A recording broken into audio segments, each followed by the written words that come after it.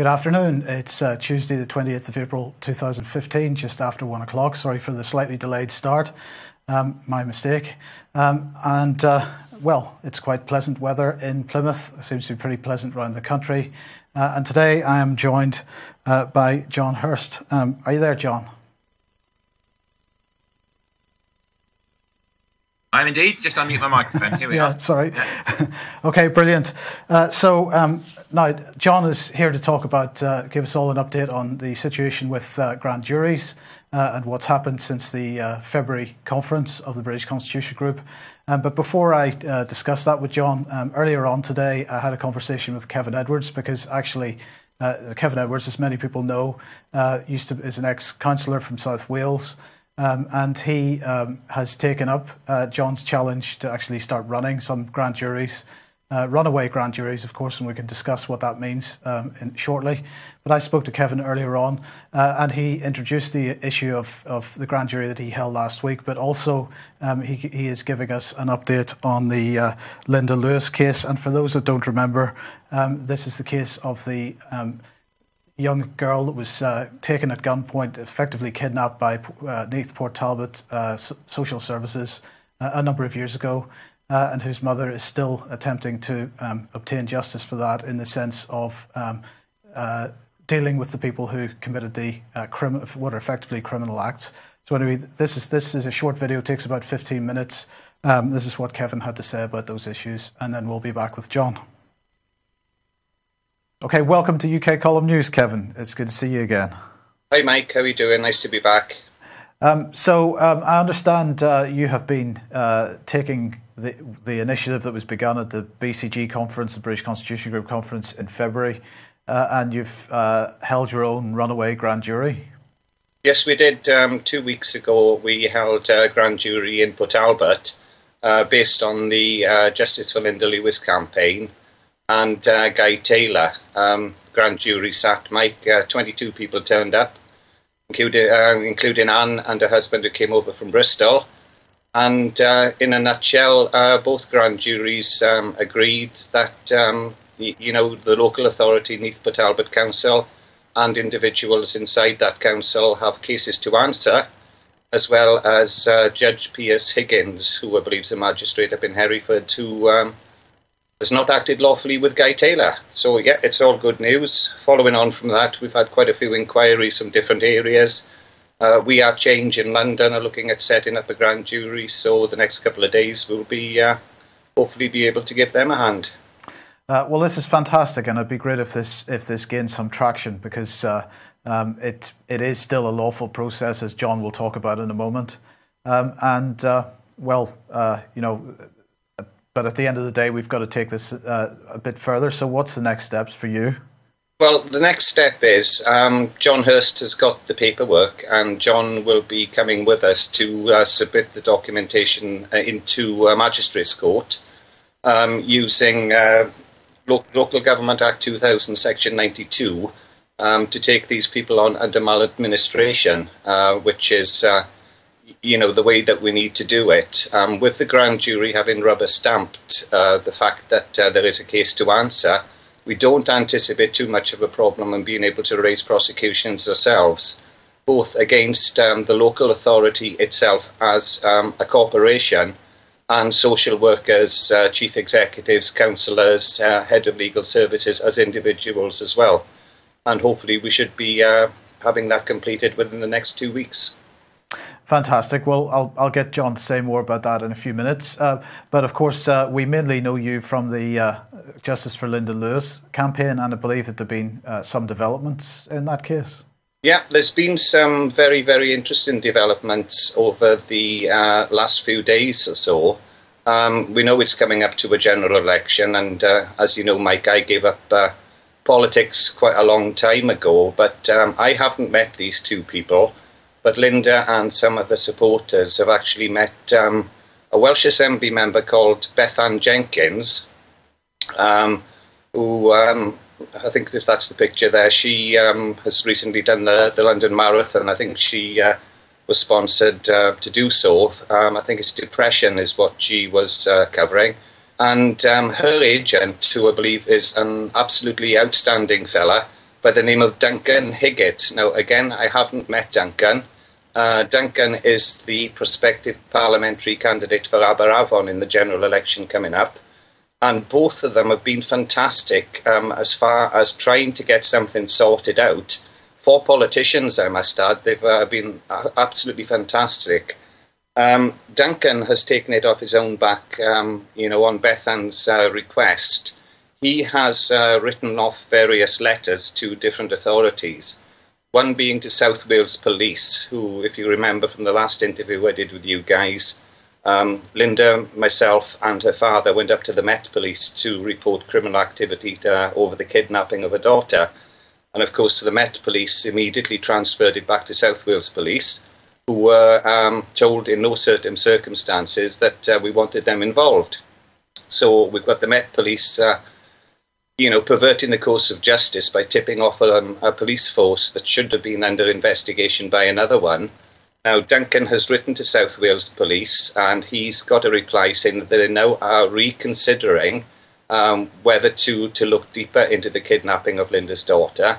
Duncan has also written off, I believe, to the Chief Constable of the Met to demand answers from him as to why he allowed one of his officers in Belgravia to pervert the course of justice and tip off South Wales Police that they were likely to be under investigation.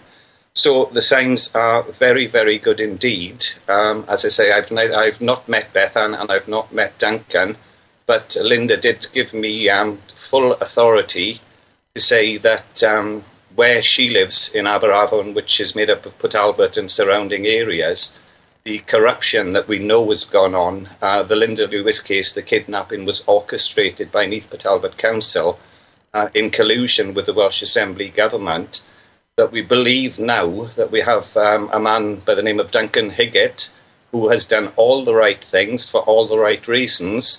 And on behalf of the Justice for Linda Lewis campaign, anybody who's watching in that constituency, we would urge you to vote for Duncan Higgett on Thursday, the 7th of March, 7th of May. Now, I understand that both Duncan Higgett and Bethan have attempted to get some documentation from Neath Port Talbot Council. In fact, all the documentation, and it has been refused. Is that correct? Well, it's not been refused. We've got the head of legal services in Neath Port Talbot Council, and he's a guy that I've mentioned many, many times before. I call him a common criminal by the name of David Michael. 4 to 6 weeks ago, Duncan Higgett asked so he could get the paperwork on behalf of Bethan Jenkins, everything that David Michael has in his possession regarding the kidnapping, or as they would say, the extradition of Linda's daughter in 1998. Now, Duncan's been waiting 4 to 6 weeks for David Michael to actually send documentation to Duncan. But as Linda's already explained to him, there's nothing new in this. Because when a former councillor, who was also a magistrate by the name of Keith Davis, was trying to help Linda many, many years ago, David Michael, over a 7.5-year period, categorically fobbed off Councillor Davis and would not give him any information regarding what had happened to Linda's daughter. Now, he has deliberately, in my opinion, he is perverting the course of justice. He has stopped a councillor, and he's now stopping an elected member of the Welsh Assembly government from doing their jobs properly. Now, we know the reason why he's doing this, Mike, it's a fact, it's the truth, that Neath Port Talbot Council absolutely have nothing to prove that anything that they did regarding bringing back Linda's daughter from the sick children's bed in Florida in 1998 is lawful or legal. It's quite clearly a case of absolute, total, 100% kidnapping. Of course, there was a false passport involved in that. Well, there was a false passport as well, but again, credit to Duncan Higgett and Bethan Jenkins on this. Just to double-check the facts, Duncan actually wrote off to the Home Office and the Foreign Office once again, and both of them have come back and said that they have no record whatsoever of the child of Linda Lewis being extradited or having any application made for any extradition from America at that time. once again, that confirms completely that the Foreign Office were not involved, the Home Office were not involved. It was a case of Julie Resnicek and Alison Paisley, two social workers from Neath Talbot Council, having fraudulent paperwork that they'd made up with the full cooperation of Neath Talbot Council and the Welsh Assembly Government, heading off to Australia, flashing a couple of documents around, and then basically taking the child and bringing it back to the UK within 6 days. I'm just looking at the notes that you sent me, and what was the circumstances around the gagging orders? Well, again, this comes back to the head of legal services, David Michael. David Michael, when I first got involved in the Linda Lewis case, which must be about 8 years or so ago now, I run a website, Mike, and a colleague of mine also run the website, and we started putting up some of the evidence out, and to let people know what had happened. Now, we've since found out that the reason that Neath Talbot Council and the Welsh Assembly Government got a little bit frightened was that ITV Wales had actually sent a TV crew across to Florida to look at the evidence and interview people across there, and they were actually ready to go with a documentary series on the Linda Lewis daughter's kidnapping. Now, when Neath Talbot Council and the Welsh Assembly Government found this out, they immediately applied for a gagging order to stop myself and anybody else speaking about the case. Now, the point about this is the evidence that David Michael, head of legal services at Neath Talbot Council, put into court was fraudulent. He had no paperwork regarding the extradition, and he actually put the documentation in, this was in 2008, I believe, to say that this was a case of Munchausen syndrome by proxy, and that a gagging order, i.e. an injunction, should be put in place to stop people talking about Neath Talbot kidnapping Linda's daughter. Now, we now know, because we managed to get the paperwork off the courts, that in 1998, Judge Sumner KT, in a High Court hearing in Cardiff, totally ruled out the fact that this was a case of Munchausen syndrome by proxy. Now, that's in 1998. It was not a case of Munchausen syndrome by proxy. And yet in 2008, to cover up for his own council's criminal acts, David Johnson applied for an injunction based on Munchausen syndrome by proxy. So, I mean, I'm quite sure I've not seen the job description of the head of legal services of Neath Talbot Council. I'm sure it doesn't give him authority to override the findings of a High Court judge. Indeed. Okay, so we'll just finally then, what are the next steps for this case? Obviously, hopefully, these individuals getting involved are going to bring some benefit, but where do you see it going? Well, the next step is we're already planning to hold our next grand jury very, very soon. The last grand jury concentrated obviously on Guy's case and just one aspect, which is Neath Talbot Council and the social workers, the chief executive, the council, and the head of legal services in there. The next step will be we will be doing exactly the same regarding the Welsh Assembly government, members of the Social Services Inspectorate, the First Minister Carwyn Jones, Welsh Assembly Minister, Welsh Assembly Representative for Aberafon David Rees, and many, many others who have continued this lie and this corruption going. But I'll just finish off on one very, very quick thing here, Mike. A friend of Linda's, who's one of the people that's got the discs with all the information on, phoned me literally 10 minutes before you came on air. And I don't have the full details, but she's come across a letter, and I believe it was from around about 2000, from the former Attorney General of the United Kingdom. In a response to Linda, he's written back, and I've just scribbled the words down very, very quickly. I don't know which department took your daughter. Now, that's the Attorney General in the year 2000 who has absolutely no idea which department, Foreign Office, Home Office, etc., took Linda's daughter. Now, how can everybody not see that? The only person that is still holding out, Mike, unfortunately, and it's an absolute disgrace to the Welsh Assembly Government and the people of Wales, the only person that's ever written back to Linda and says that he is satisfied that everything has been done correctly and above board is Carwyn Jones, who is the Welsh Assembly member for Bridgend and the First Minister of the Welsh Assembly government. Absolutely unbelievable. I don't know which department took your daughter. And that comes from the former Attorney General of the United Kingdom in the year 2000. So lots of stuff to go on with, lots of things to do. We're grateful for the help that Duncan Higgett and Bethan Jenkins have put together. And before I finish up, I'll just need to say that I think you'll remember a couple of years back, there were 63 councillors in Neath Talbot Council. 62 of them, in my opinion, are endemically corrupt, who have ignored all the evidence over the Linda Lewis campaign. All apart from one chap, an independent councillor for Seven Sisters called Steve Hunt. Steve has consistently backed the campaign. He has recognised that his council has committed serious crimes against an innocent mother and young child. And, we thank Steve Hunt for that.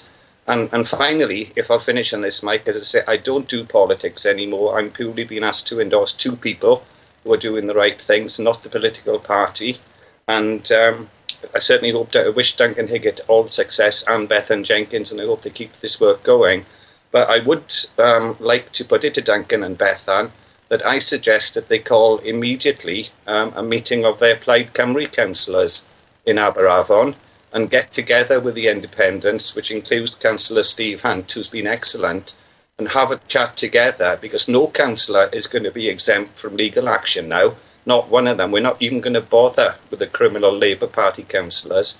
My suggestion to Duncan Higgett and to Bethan Jenkins is to get together with your councillors, invite Steve Hunt and his little group of independents in, and let's get this sorted out, because David Michael and a lot of people in Neath Talbot Council have absolutely no right to represent the people of Neath Talbot. And the other point, one more point as well, I'm grateful to Bethan Jenkins, and the sooner that this happens, that I believe that Bethan Jenkins has said that the Linda Lewis case will be raised by her very soon in the Welsh Assembly government, where it needs to.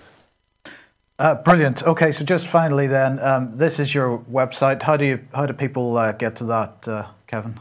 Quite simply, Mike, the website address is www.cllrkevinedwards.blogspot.co.uk, and if anybody wants to drop me an email, my email address is on that. Okay, brilliant. Thank you very much for joining us, Kevin, and we'll speak again soon, no doubt. Okay, thanks again, Mike.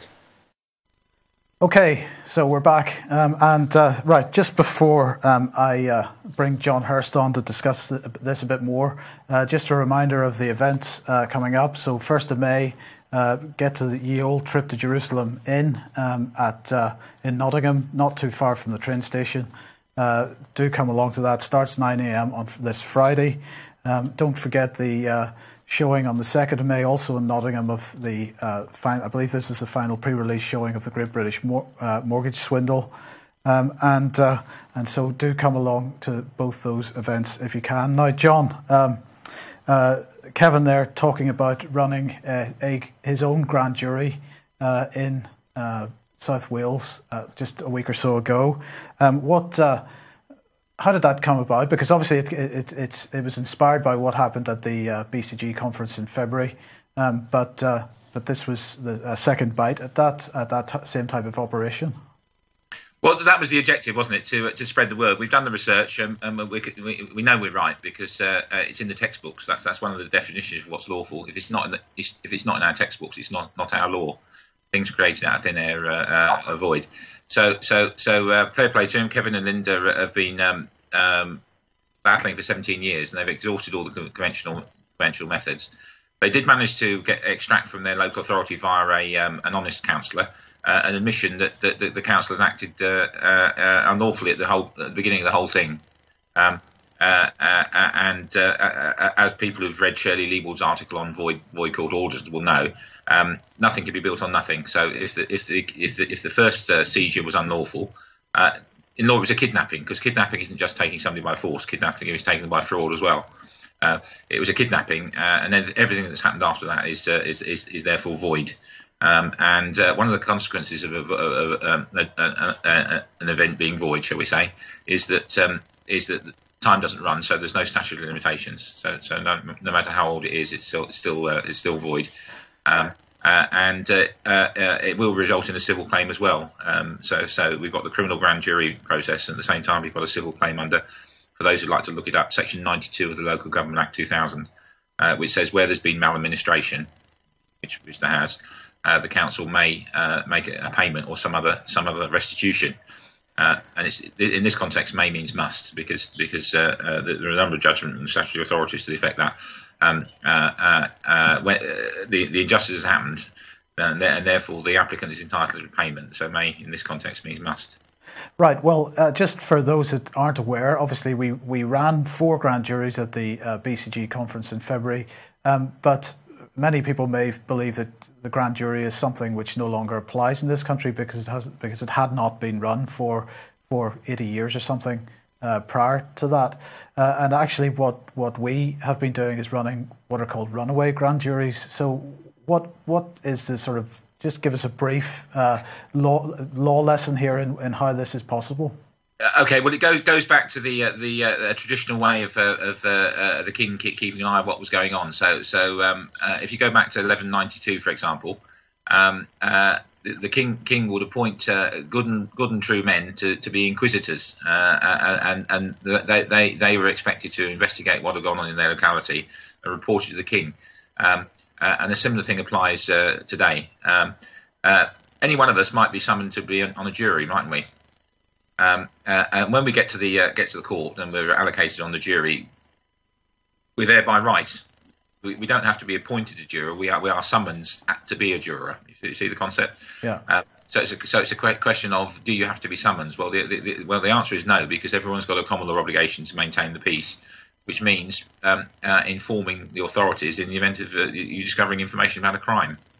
Up until 1967, there was a common law offence of misprision of treason. That's still there, but added on top of it is a statutory measure, Criminal Law Act 1967, Section 3 and 4, which talk about concealing an offence and concealing an offender. So really, the two legal bases of a grand jury are the power of 12 to judge one, which is what a jury is about, and the fact that when you do find information about a crime, you're required to tell the Crown about it. But the DPP and the Crown Prosecution Service would argue that this is no longer a valid mechanism for deciding whether a crime has been committed. Well, they will rely on an Act of Parliament from 1933, the Miscellaneous Provisions Act 1933, which said instead of an indictment being a document which is signed by the foreman of a grand jury having heard the evidence, they say a court official can sign an indictment. If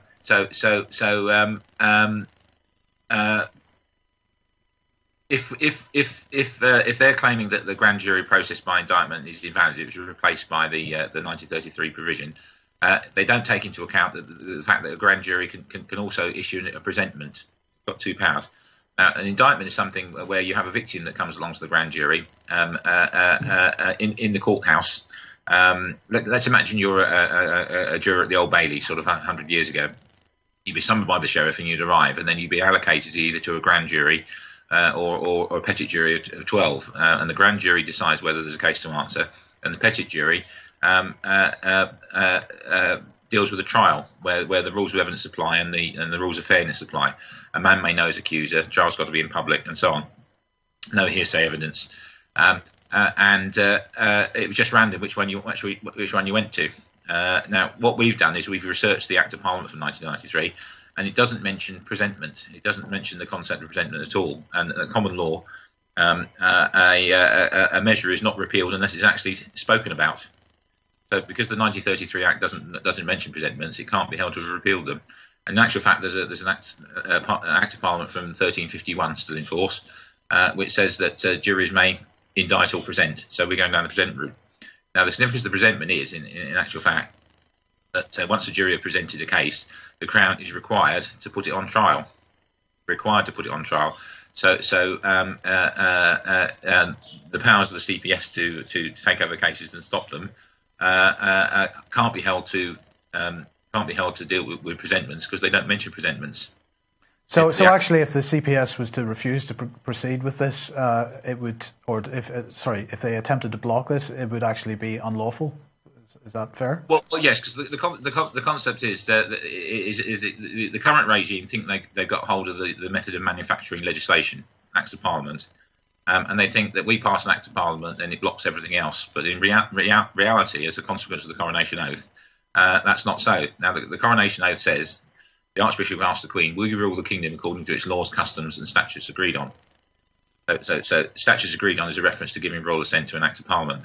So in order to comply with the oath to rule according to laws and customs, the Crown can't give royal assent to a document which repeals laws and customs.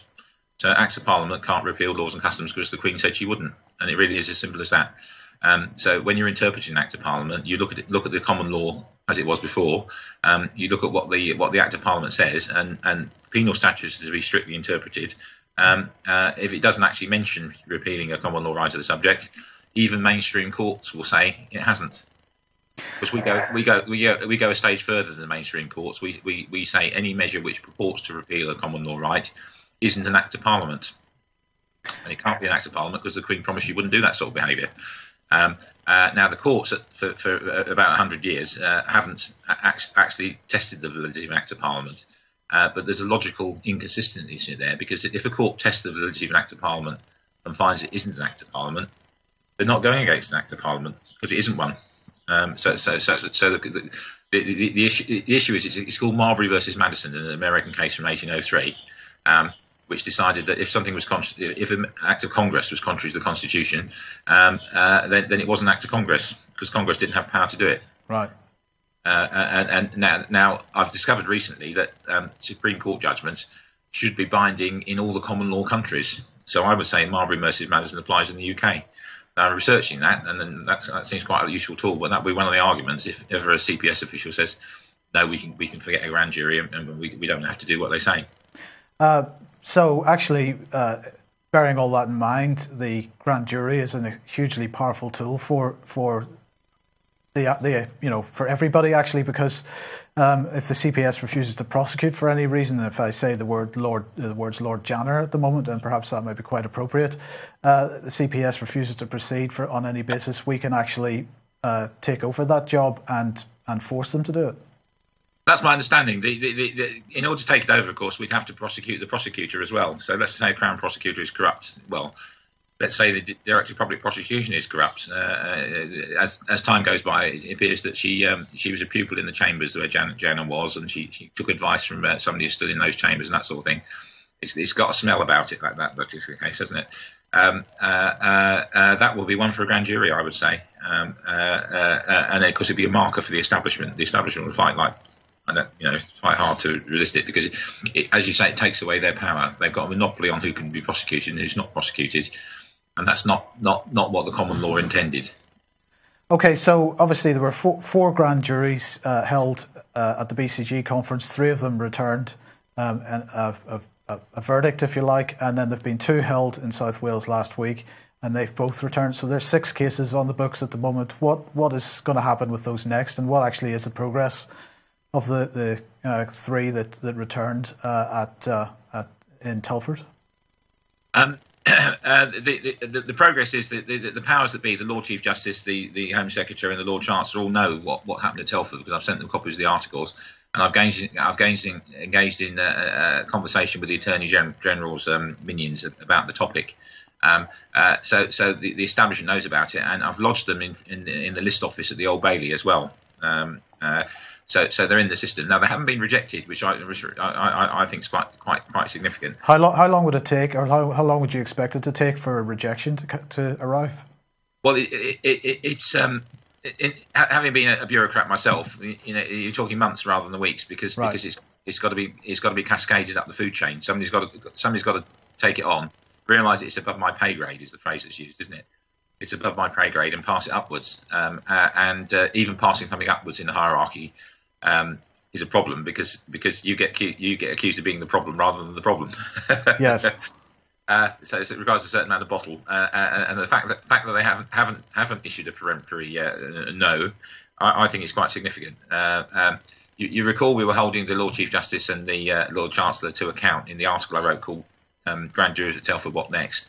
In the context of the 800th anniversary of Magna Carta, they made sort of glowing speeches saying we'll uphold Magna Carta. Well, we're going to hold the buggers to it this time. Right.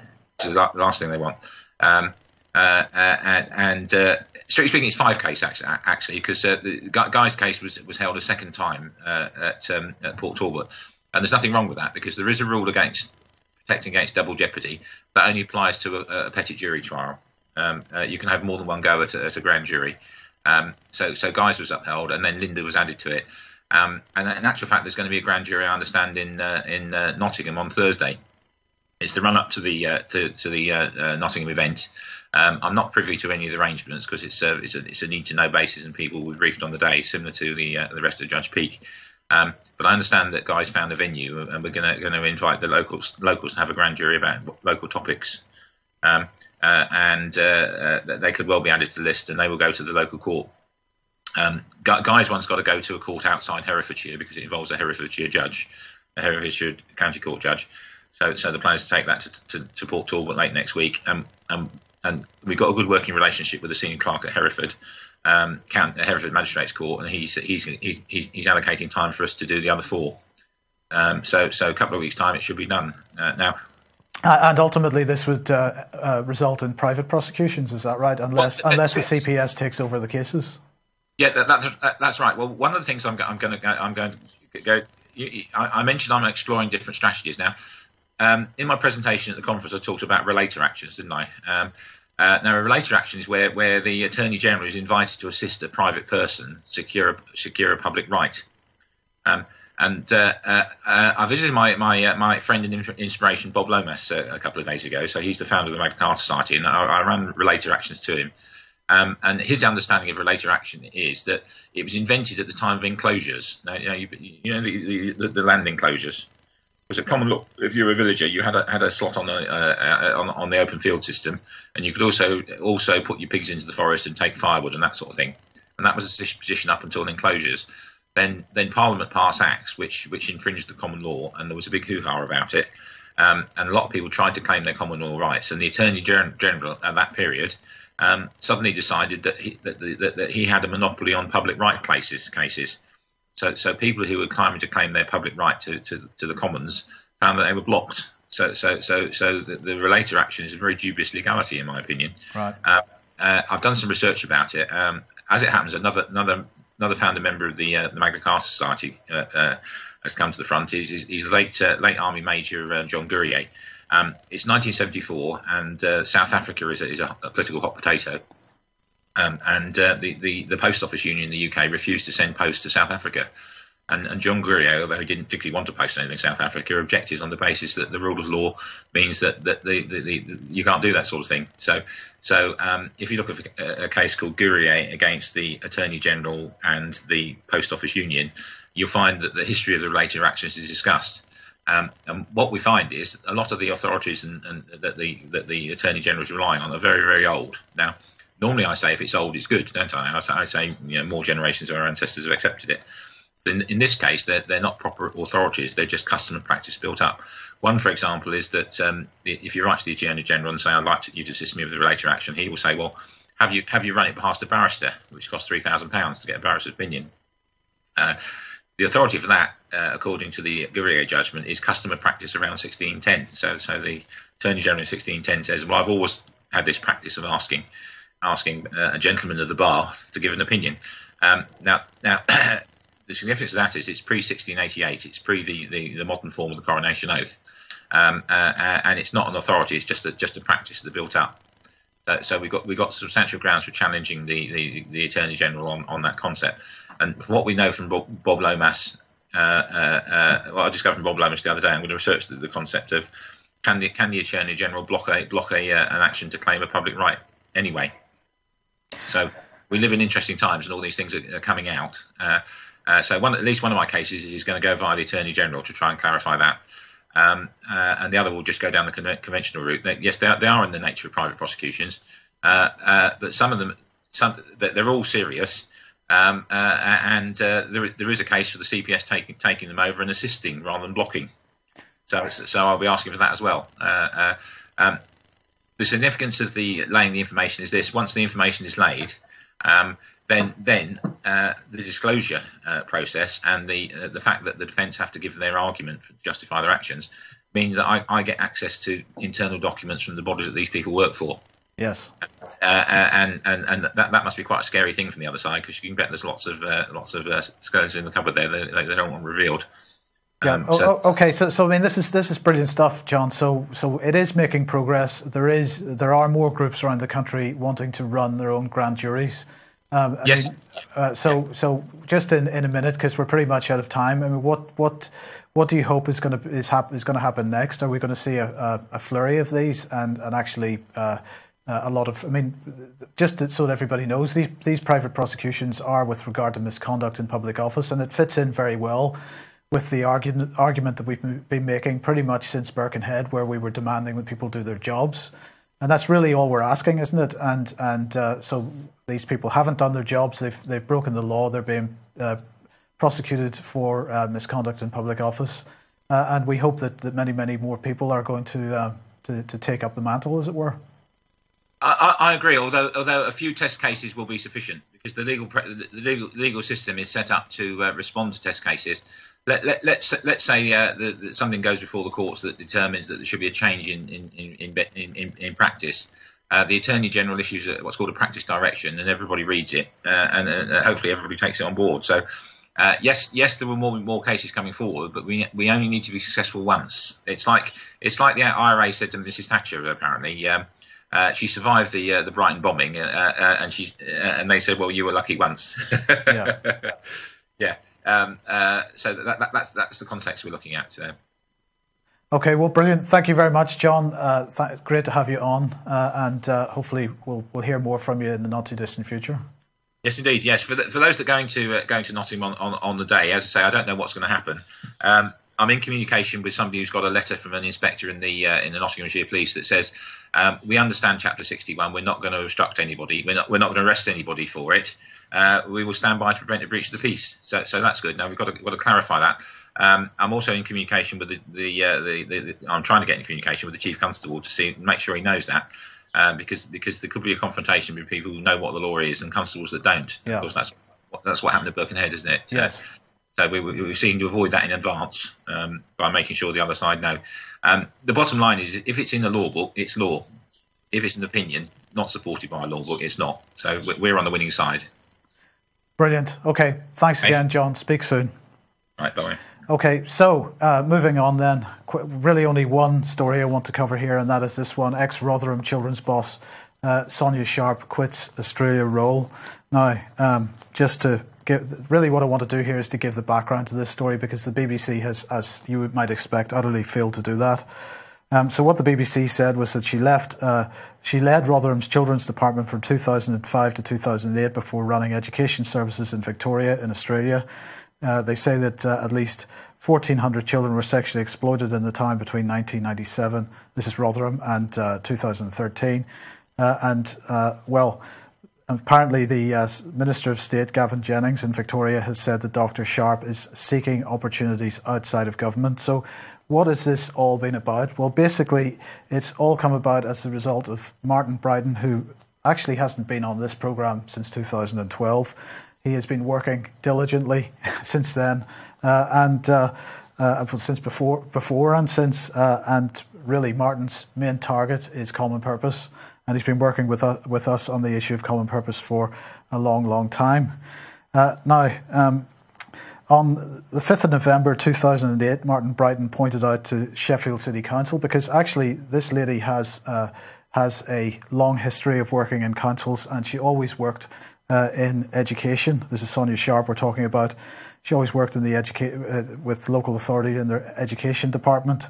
And he pointed out to Sheffield Council, which was her last role, which the BBC didn't mention, before she went to Victoria, that there was no evidence of common purpose having done CRB. Oh, well, before we even get on to that, I should get to this one, because Martin Bryden had remembered that Sonia Sharp had been convicted of a racist offence under the Section 2 of the Race Relations Act in 1976. So he raised this with Sheffield Council while she was there and got rebuffed.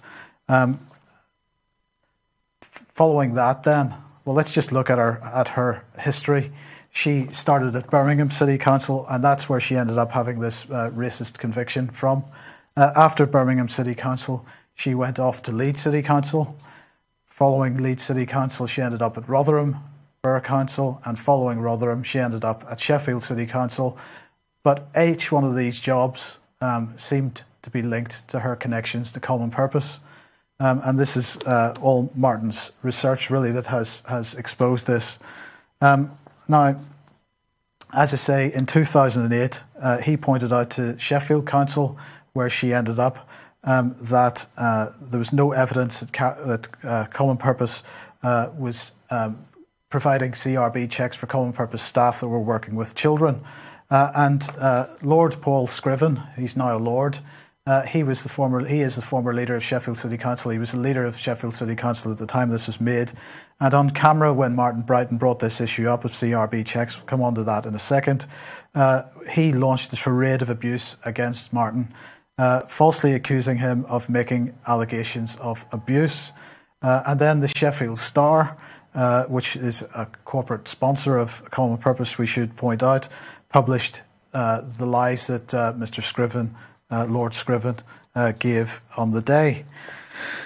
So, what was this about?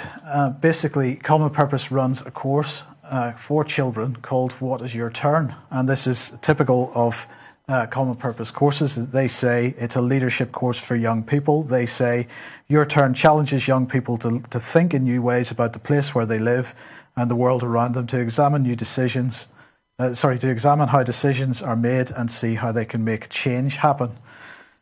So that's what was going on. But unfortunately, Common Purpose was running these courses at weekends, inviting children along, and apparently there's no evidence whatsoever that any of the Common Purpose staff running these courses had CRB checks and were actually therefore qualified to work with children at all. Now, Martin Brighton originally raised this at Sheffield Council in 2008.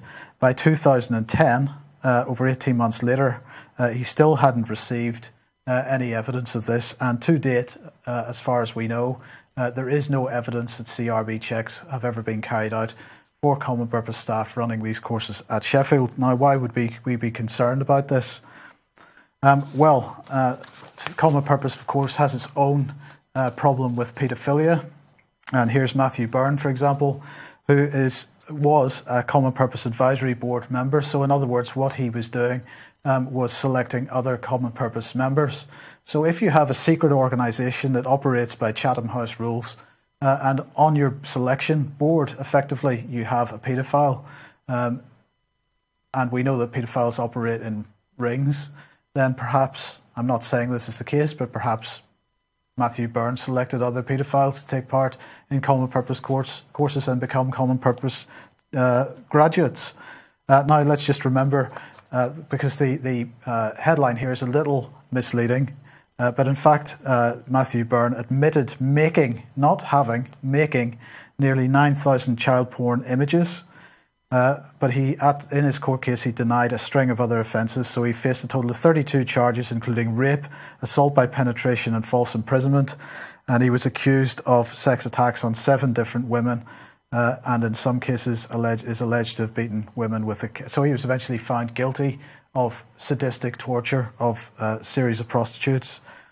We can't move on, of course, without reminding everybody about this photograph. Now, I could say that in David Cameron's defence here, he doesn't look like he's having the best time. His body language suggesting that he's not hugely excited to be standing beside Matthew Byrne.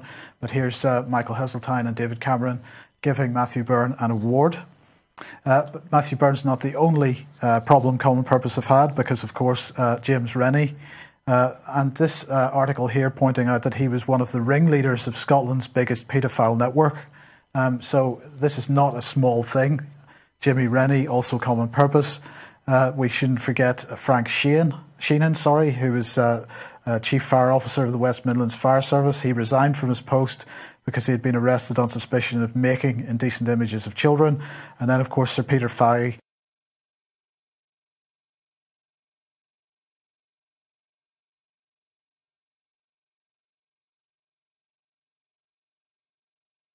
two detectives they were given gross misconduct notices by the IPCC, and the claims against Fahy relate to his alleged support to what was called a poorly handled investigation into a suspected sex offender. So although Sir Peter Fahy himself is not being called a paedophile here, there still looks like there was some kind of cover-up going on in that situation.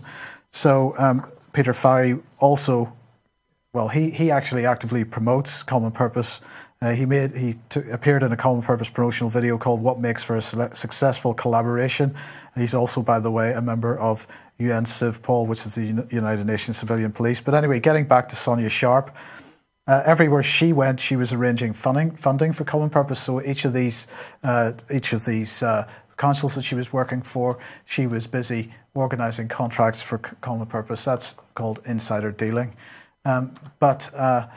And here's an example. For example, Rotherham Council spent £30,000 on training for staff. That's in the Daily Star. So anyway, she eventually ended up going to Victoria in Australia, and Martin Brighton continued the pressure because he then told the local press in Victoria what was going on. It was interesting that just 3 weeks before Sonia Sharp moved to Victoria, by the way, Common Purpose also opened an office in Victoria, so perhaps they were expecting similar lucrative contracts to be handed over from her new job. And the other point to make here is that Sonia Sharp, as I said, always working in the education sector within the local authorities. In every single case, in every one of those local authorities, and in Victoria, where Sonia Sharp was working, education suffered and children suffered as a result. So eventually, Martin Brighton had contacted the local press in Victoria. Eventually, the national press in Australia got wind of the story, and they've been putting pressure on ever since. And that has finally resulted 8 years after Martin started trying to expose the corruption of this lady, that she has managed to be thrown out of her job. Now, obviously, there's the chance that she's going to end up back in the UK. In that case, we've got some questions to ask. What is she going to end up working at? And the strong suggestion from us and from Martin is that she should never again be working with children in any way, shape or form. So there's quite a lot behind the story of Sonia Sharp's apparent sacking in Australia. And of course, we must not forget that it's not just her, because this is happening right across the country, and anywhere where there is this kind of activity going on, Common Purpose is to be found. Now, if you want to get a better feeling for this, do have a look at the Rotherham Common Purpose Effect article written by Martin Edwards on the UK Column website. Please distribute this far and wide, because as many people as possible need to understand that although individuals are doing these things, individuals like Sonia Sharp, there are quite a number of individuals in positions of authority, power, whatever you want to call it at the moment, within local authorities. Pretty much everywhere you look, you find Common Purpose. So we need to do something about this organisation, and we need to do something about the activities of their graduates.